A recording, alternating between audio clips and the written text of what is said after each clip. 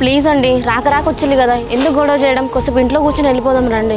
గొడవ బరాబరి చేస్తా నేను, చేసేపోతే ఇక్కడ చల్లి.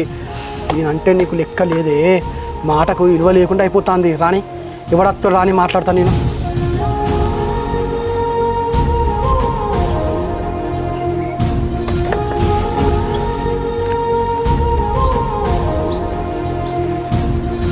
బావా అంత బాగానా? ఈ చెడుగాడు ఏమని చెప్తాను బావా, ఇంట్లో పోందా?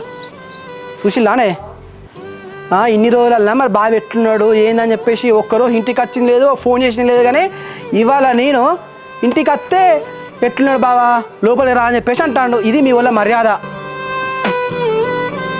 అట్లా కాదు బావా, చెల్లెతో రెగ్యులర్ మాట్లాడుతూనే ఉన్నా, కొంచెం ఆ పని ఈ పని చేయబట్టి ఇవి మిమ్మల్ని కలవలేదు బావా. చూసినావానే ఎట్లా మాట్లాడో తెలివిగల మాటలు.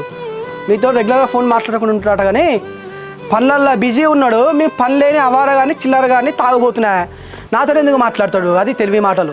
నేర్చుకోవాలి, నిన్ను చూసి మీ వాళ్ళని చూసి మస్తు నేర్చుకోవాలి నేను. సర్లే బావా, తప్పైంది, క్షమించు. చెల్లె బావ ఇంట్లో తీసుకోపోవే, నీ మడమే పట్టుకొస్తా షాప్ పోయి.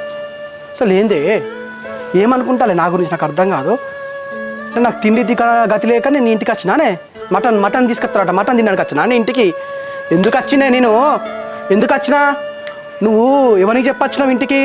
చెప్పు ఫస్ట్, మీ వానికి అది చెప్పు. నువ్వు ఎందుకు వచ్చినావు ఇక్కడికి? ఎందుకు బావా ప్రతి దానికి అబద్ధం చేసుకుంటారు? అని మీరు రాక రాక వచ్చారు అని చెప్పేసి మటన్ పట్టుకొస్తాను, దీన్ని కూడా తప్పు ఇస్తారు బావ మీరు. తప్పు అర్థం చేసుకునేది ఏం లేదు. నీ చెల్లె నన్ను కాదని చెప్పేసి ఇంటికి వచ్చింది అంటే నాతోటి సంసారం నీకు ఇష్టం లేదన్నట్టు, అంతేగానే. సరే అండి, తప్పంతా నాదే. ఏమని ఉంటే నన్నానండి, అన్నమల్ని అసలు ఏమనకండి. పదండి ఇంట్లోకి వెళ్దాం. ఇంకా చెప్పు. ఏదో కోపంలో రెండు మాటలు అంటే ఇల్లు వదిలి ఇక్కడికి వచ్చేస్తావు. ఇప్పుడు ఇక్కడికి వస్తానేమో తప్పు నాదే అయింది, ఇంట్లో ఉందా అని చెప్పేసి అంటావు. అంటే ఇప్పుడు ఏంది ఇక్కడ నువ్వు చేసినట్టు నువ్వు ఎన్నన్నా పడుకుంటా ఇనుకుంటా రావాలి, అంతే అంటావు.